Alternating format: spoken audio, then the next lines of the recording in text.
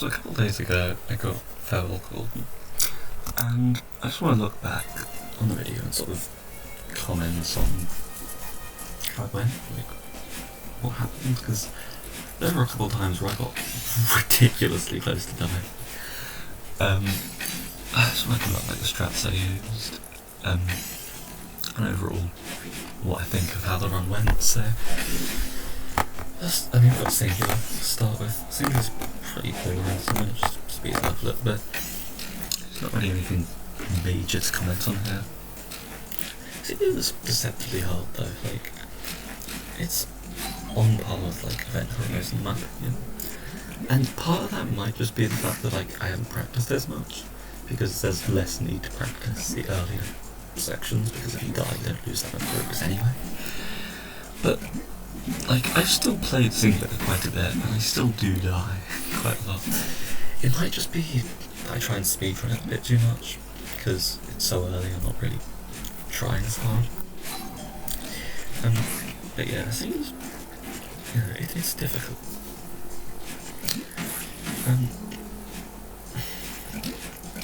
This is the second last room. Yeah, you can still see him doing some sort of slightly speedrunny strats there. Because again, if you die early on, no one really cares. Now we're in Power Source. I'll probably slow it down to get to like remember or something. So here's where I go bottom path. Some people go top path, and I can understand the reasoning behind it, because top path is a fair bit faster, but it's also harder, and I don't trust myself to consistently do it. And while it's not that big of a deal if I do die, because it's so early on, like, the time save just isn't worth it in my opinion. Like, if I spend even a few minutes practicing it, I feel like that's already... I've spent more time practicing it than I would have lost if I just went bottom path. So I decided to go bottom path. Lose a bit of time, but I think it's worth it, because I won't die as much. I have died a couple of times going bottom path actually, but I would almost certainly have died more on top path. Here's Keyscape. This is the first difficult part of the level. If you're unfamiliar with it, essentially what involves the lab, right? I think it's a 3-frame window, if I remember correctly. So 20th, that can't be right. It wouldn't be a 20th, a second. I'm not entirely sure, but it's pretty precise. And it's one of the first real roadblocks. Now we're remembered. Remembered's kind of tricky. There's definitely a few rooms that are pretty easy to die on. But it's still pretty early in the level. It's not at the point where I'm like actually focusing terribly hard. This is Sawmill room, by the way. This one is awful. A lot of people don't smuggle the jelly from the previous room, and I think it makes it like 5 times harder. I just bring the jelly and do that, but it's still awful.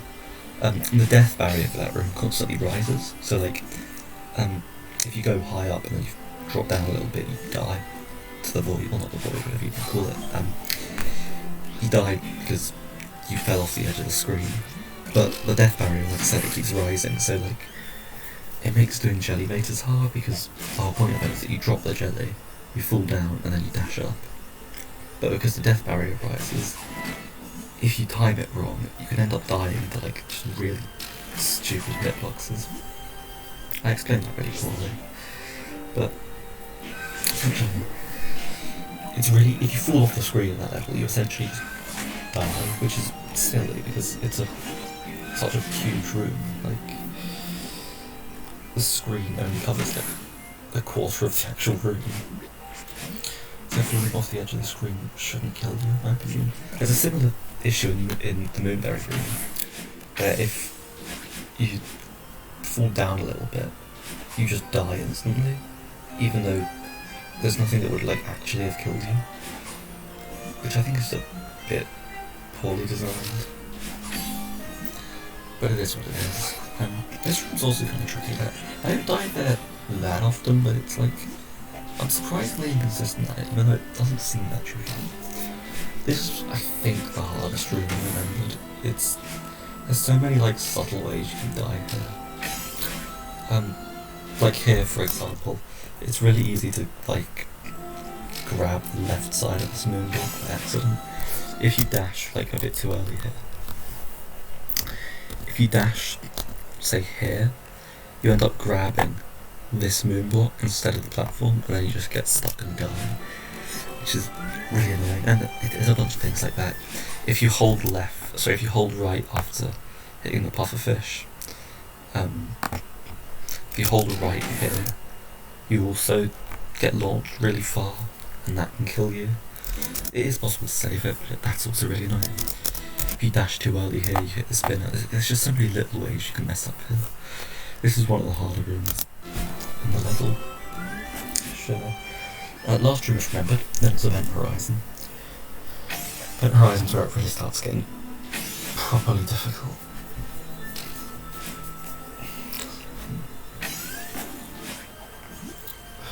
So, fake out art.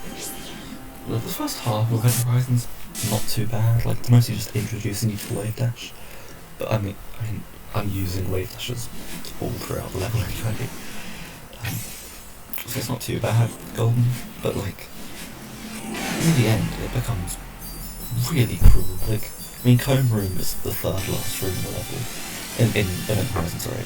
And it's one of the hardest rooms in the game. Like, the fact that they have the introduction to the wave dash and then Comb Room in the same checkpoint is mind-boggling to me. Like, I've said this before, but it seems really cruel to me. But yeah, but that's definitely a big choke point. I've died there quite a lot. But it's not even just Comb Room. The rooms directly before Comb Room are also pretty difficult. It's the one after this. This is the first difficult room of Event Horizon. Right here, it's so easy to mess up. That spinner in the middle there is really mean.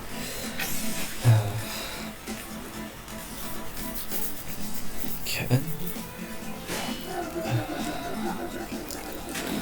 I've died here before, in really silly ways. Like, jumping off Kevin's is really jank in terms of momentum. Sometimes it just gives you way less momentum than you expect, and I'm not quite sure what patterns it. But I've gotten pretty consistent at not dying there, even if I do get jank momentum. So, this is the last easy room of Event Horizon in my opinion. It's just a really nice setup. So it lines up so you grab the very bottom pixel and you just go right under this spot. Yeah, so this one's kind of tricky. That up dash is somewhat precise, but the rest of the room's pretty free. This room's also nasty. And if you're too high on this block when you jump here, you can actually grab this one back, like on like the very bottom couple pixels.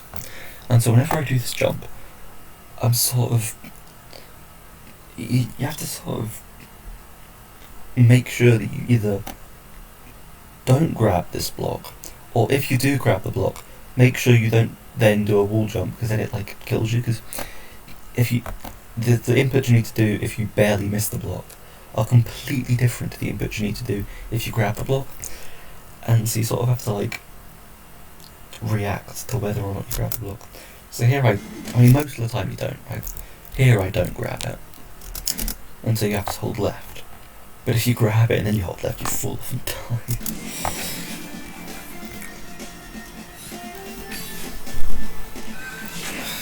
Yeah. This one doesn't seem that hard, but it's so easy to just die to stupid things like miss dashes with the bubbles. Like if you do a wave dash a bit too early, you just don't get any distance. There's one hard part of this room, and it's this dash right here. That's like a few frame window. It's pretty precise. This one's quite easy. And then you've got Cone Room after this. This is brutal. This spike here is such a pain. It makes the dash here so much more precise than it needs to be.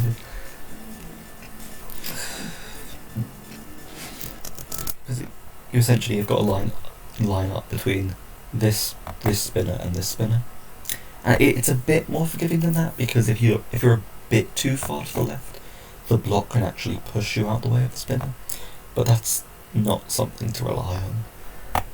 So yeah, it's pretty precise. Like, you've got about, what, 2.5 tiles of leeway there, of space even, and then you've got to do the rest of the room as well as that.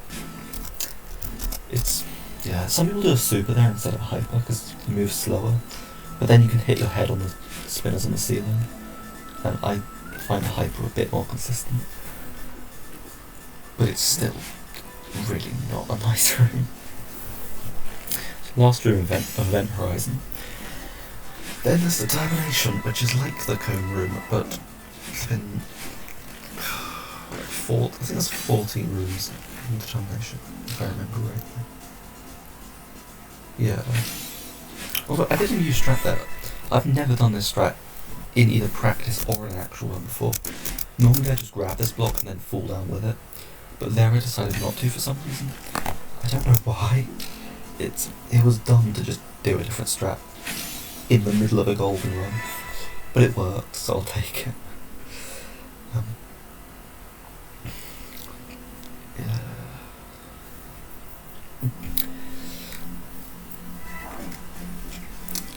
Determination now. Determination's, yeah, it's just really hard. There's no rooms in DT that are easy. Here you can hit your head on the ceiling there, or you can misjudge that gap. That's pretty precise. I've died here more times than I would have expected, because it doesn't seem that difficult. But sometimes you just do something stupid.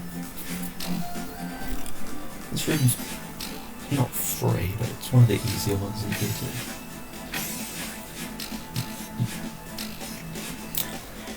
Red bubble room. The first 2/3 of this room are pretty self-explanatory. You can do some speedrun strats, but there's no need. This is a speedrun strat, and it's really bloody difficult, but I just find it more consistent than any other method. The other methods involve, like, getting up to this bubble, and then doing a wave dash on this platform, but it's really inconsistent, I find. So I thought it was just easier to do this. And I have died here before, but I do get through it most of the time, which is good enough. This room's free, and then this room is awful. DT6 is terrible. And the main reason for it is that these platforms here are moon blocks, and so they kind of float up and down based on cycles. Also, if you grab them or dash into them, they sort of shake up and down. So they're really inconsistent in terms of their position. And what you need to do, at least the most consistent strat I could find, involves jumping from this one and then grabbing the lava block. But you can see how close I get to these spikes. And if you have bad moon block cycles, it can be nearly pixel perfect. And then you have to hold left. You have to hold left late enough that you don't get the spikes, but also early enough to actually grab the block, which is really awkward. And then you can run out of stamina as well, and then you can miss this block. You can hit these spikes here or these spikes depending on where on the lava block you actually land. It's really awful, that ending. This room I thought was going to be really difficult, but it turns out there's a really nice setup. If you do an upright dash, you buffer an upright dash into the room, it just lines up perfectly to a super and just fall through. This room's pretty easy. Here, I get so close to missing this green crystal. Look at that. That must be pixels away. I'm not sure if it's actually possible to just completely jump over it, but I imagine it's pretty, if it's not possible to jump over it, I must have gotten as close to missing it as possible then. There's two strats you can do here. You can either do what I do there and just grab this directly. Some people instead go up to this kind of part up here in the top right and then just fall down to grab it, and that can work. I think it's honestly more consistent, but I'm I hadn't practiced it enough to be confident enough in my ability. Because the problem with the thing like that is, like, it seems easy enough to do consistently, but then you actually do it in a golden run, and then you might end up dying to something that you'd never even considered a possibility, which is why I don't like doing strats that I've not practiced, because even if I haven't died at all in practice, if I've just not done it that many times, I might not have seen all the ways it could go wrong, and so I end up dying to something ridiculous. This room's pretty easy, but it's also really annoying for golden runs because it's so inconsistent. It's really hard to get like a consistent lineup. Because most cycle rooms, you have some sort of visual cues or something, but there, you're in the air for so long that, you know, depending on the exact height of your jump and exactly when you dash, it causes the cycles to be ever so slightly different, to the point where you can't guarantee that you're going to get the cycle you want, and so you essentially have to improvise. My strat involves, the first part of the room is really simple. It just dash up there, wall bounce off this little part of the wall. So far, the room's pretty much the same every time, because I've not been in the room for long enough for cycles to go out of sync. But here, you sort of just have to improvise, bounce off of whichever ones you find that, like, seems safe enough. So I go up the middle there, grab that coin, bounce off of this right ring, go up there, come in the centre of this. You can see what I do. It works, but I don't like this room. It's not even that inconsistent, it's just, it's not that hard. I rarely ever die there. But it's also really hard to practice because every time you play, the room is slightly different. Now it's time for Wind Springs, everyone's favourite room. I've made it here 9 times with the golden, and I died 3 of those times. That's ridiculously low. That's ridiculously bad. That's like 66% consistency. That's awful. The main issue with it, I died in the first half actually. I've died here. This is actually sub-pixel whether or not you land in this bubble. So there's 2 ways you can do. Well, there's 3 ways you can do this actually. I think the intended method involves just jumping, so you go over these spikes and land in the bubble. But that's a bit difficult. So what I tend to do, what I have done for most of my runs, is just drop down into this bubble. And if you do a right dash with the bubble into an upright, if you buffer the upright dash, it lines you up perfectly to just fall into the bubble if you climb to the top of the wall. It lines up with sub-pixels. But what can happen is you fail the buffer dash, you fail the buffered dash, and then your sub-pixels are messed up, which means you end up missing this bubble by like a fraction of a pixel. But it turns out, I discovered this really late actually, I should have known it earlier, but if you keep holding jump from when you do the dash, it means you actually fall slower, and so this is no longer sub-pixel dependent, so even if you mess up the dash, you're guaranteed to land in the bubble. I haven't tested it enough to know whether it's possible to hit this spike, this spinner. It might be possible, but it's rare. It's never happened to me so far, if it is at all. And if you do the buffer dash correctly, you won't hit it anyway. So that wasn't really too big of a concern. So this is easy enough. Although I have died here once before.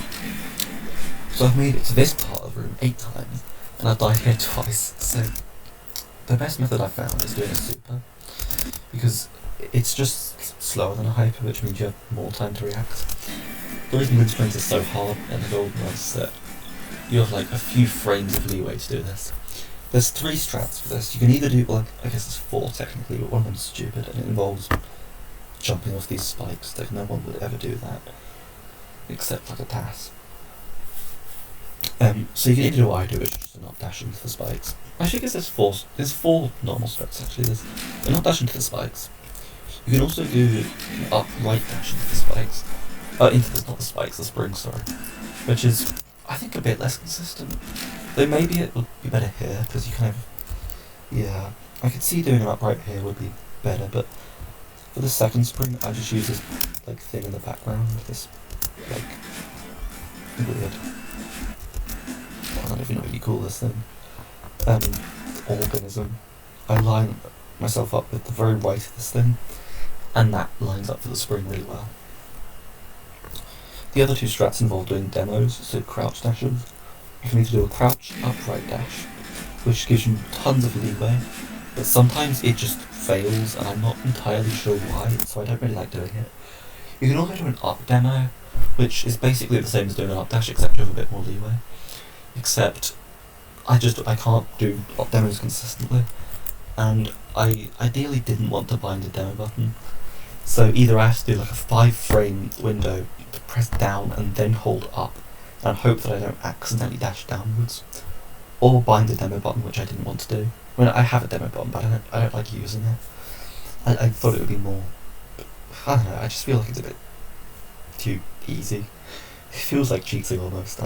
It's not, you can literally bind one. There's a separate option in the control menu to set a demo button, but like, it feels a bit cheap to me, I don't know. Also these first two are hard enough. This third one's also pretty awkward, because you have to hold right to not hit these spikes, and then hold left to hit the spring. The rest of this is free though. I mean, you can die, but I've never died there before. I've died in this room once, but that was mainly just nerves. I mean, I've posted this. This is my first actual golden one that I posted on the channel. I died there, the very end here. These spikes. I think I held left, I held right. I think a bit too late. Was it? No, a bit too early, I think. Yeah, I held it wrong and I hit, I did it a bit too early and I hit the spike here. Which is really unfortunate. I was actually really close to dying here. I mean, that must be a few pixels away, but I survived, so that's what matters. Died in this room as well. This one's like deceptively difficult.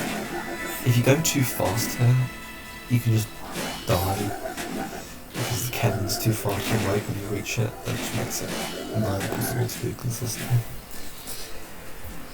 So last room of determination. This one's quite easy. I've never died here in a golden run. I've made it here 3 times. I get quite close to dying there actually. I'm quite late. I enter the feather quite late, and so the cycle's nearly not quite synced off what I'm aiming for. But I do make it, thankfully. Into stubbornness. So third run to stubbornness. The first one died to stubbornness room 2, which is a really difficult room, especially given how late it is into the run. The second one died to recon room 8, and the third one, which is this run, well, made it to the end. So here I just have sound, because this is all about sound cues.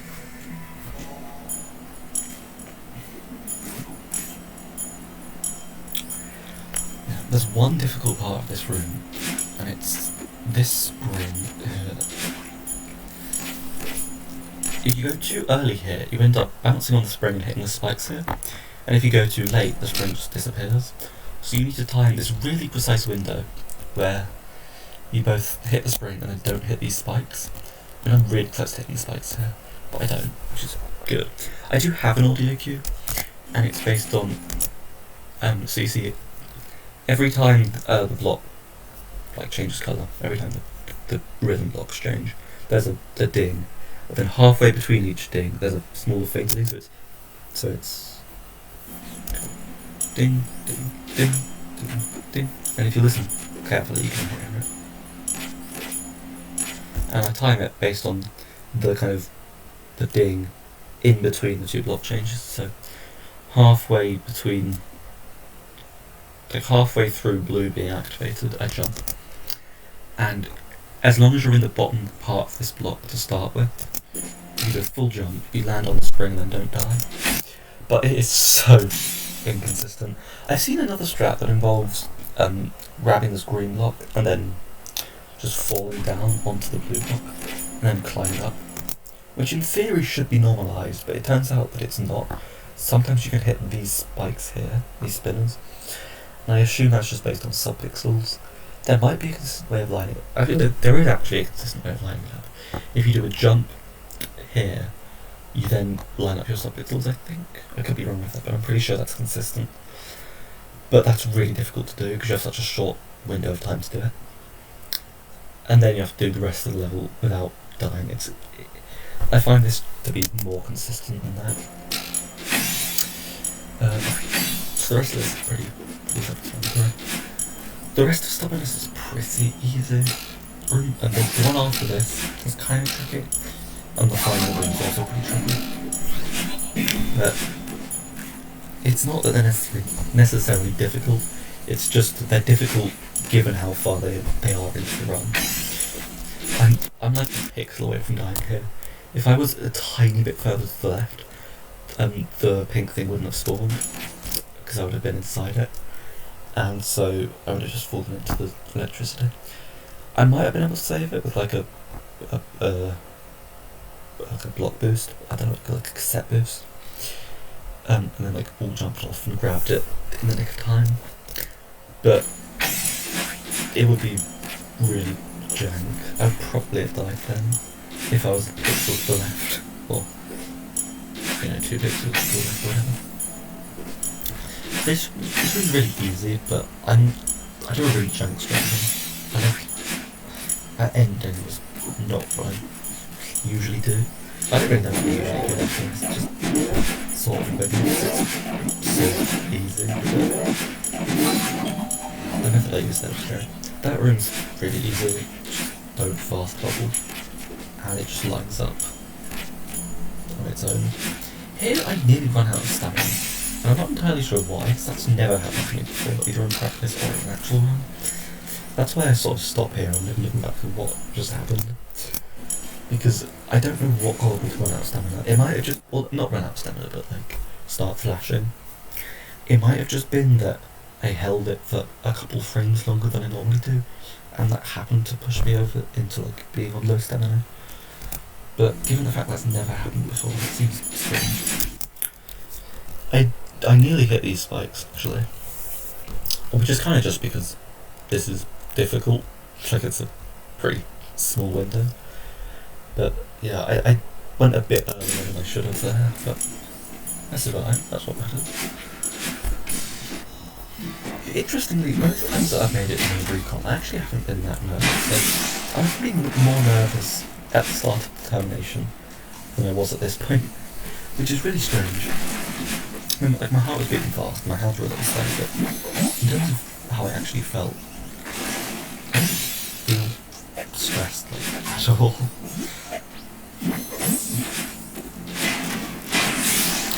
The recon was really easy. I mean, there's some hard rooms in recon, but Chokefish and this Wind Feather. Those are the most difficult. But recon is mostly free.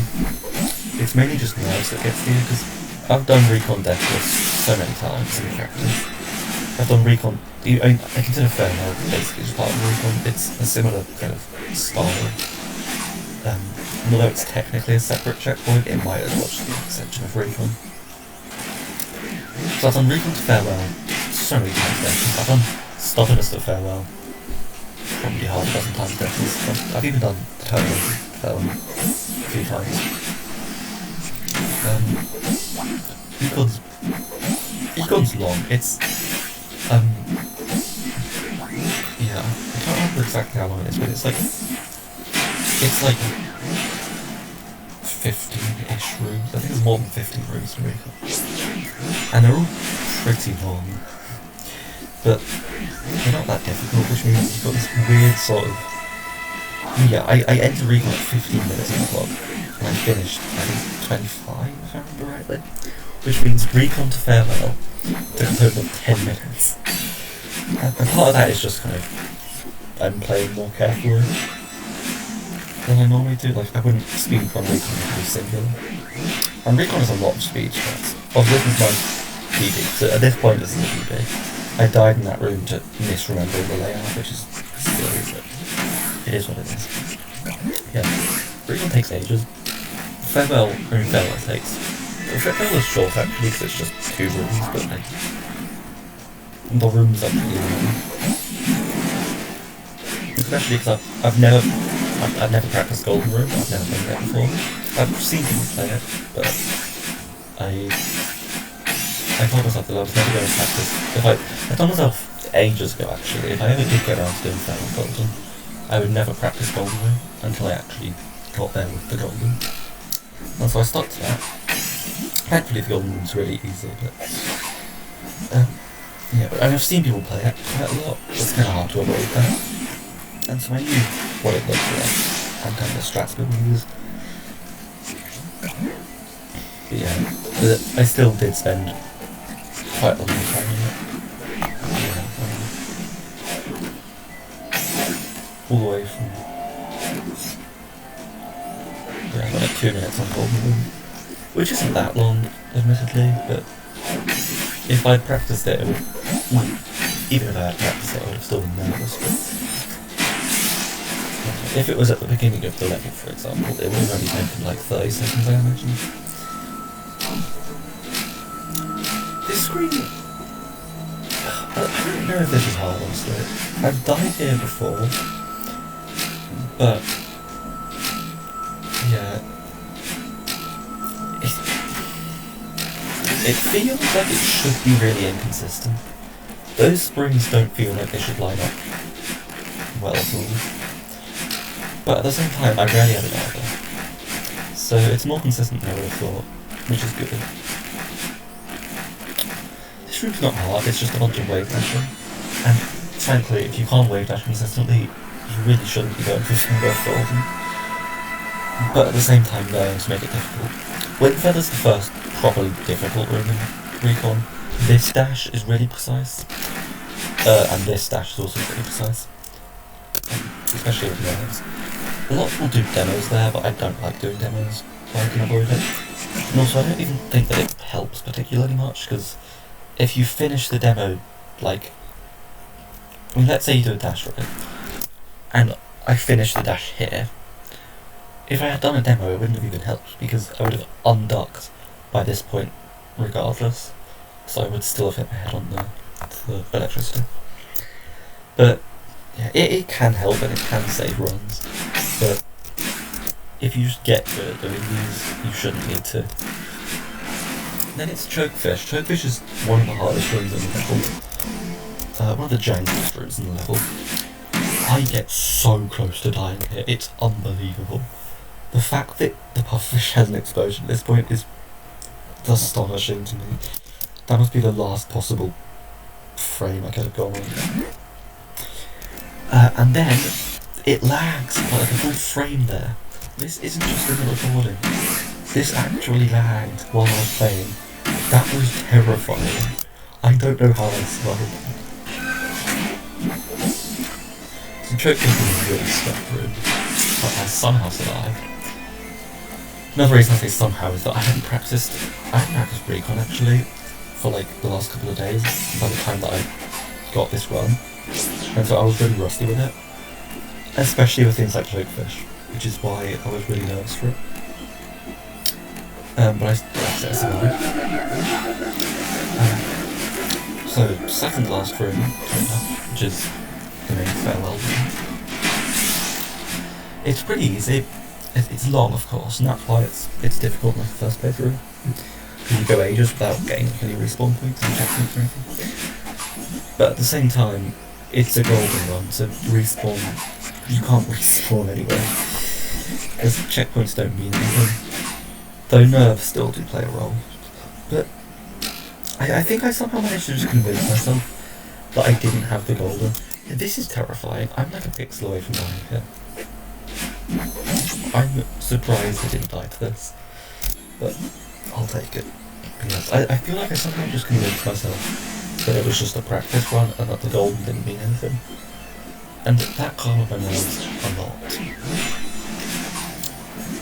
I was more nervous on my first run to Stubbornness than I was on this run, which is silly, but nerves aren't a logical thing anyway.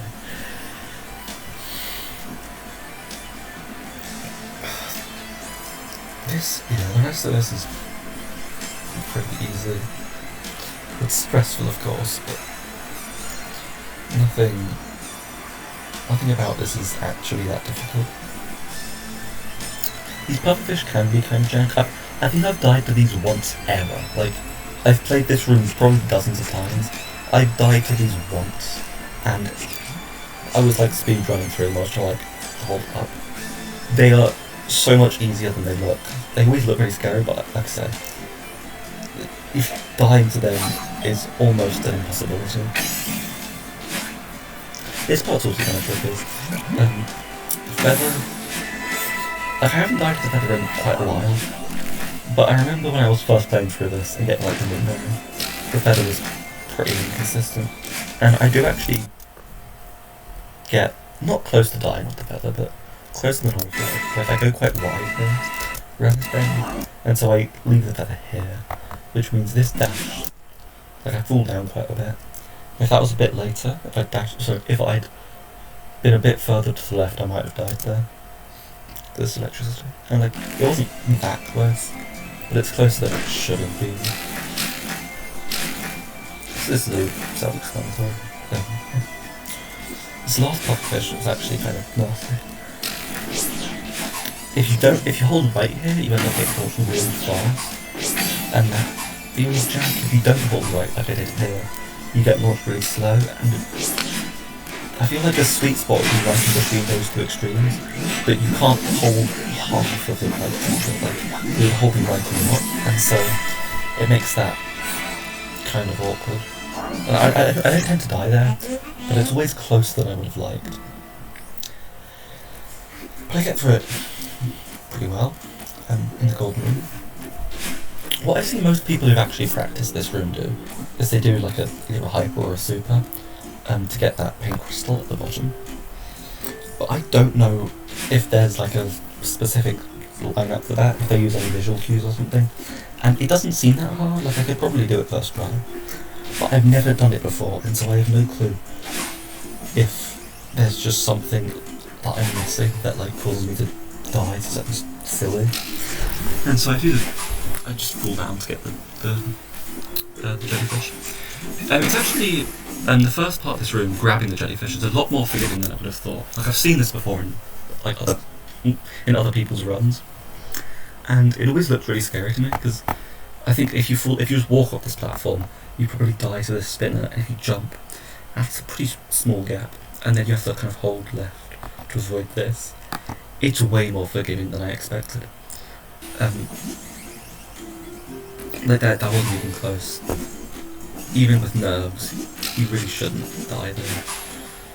And again, I didn't actually feel particularly worried here. Like, I was pretty calm. And at the end of this room, I was just like, oh nice, I got it. It wasn't as big of a celebration as I would have expected. Yes. And by this point, I realised that I pretty much got it, and I'm surprised, I guess. It wasn't as hard as I would have thought. I mean, it took a while. It took me nearly 50 hours to get, but that's not actually that long in the grand scheme of things, compared to what I was expecting. Yeah, I don't think you actually need to show these to get verified, but I couldn't quite remember exactly what the rules were, so I just go through all the settings and show. Yeah, that's the end of the run.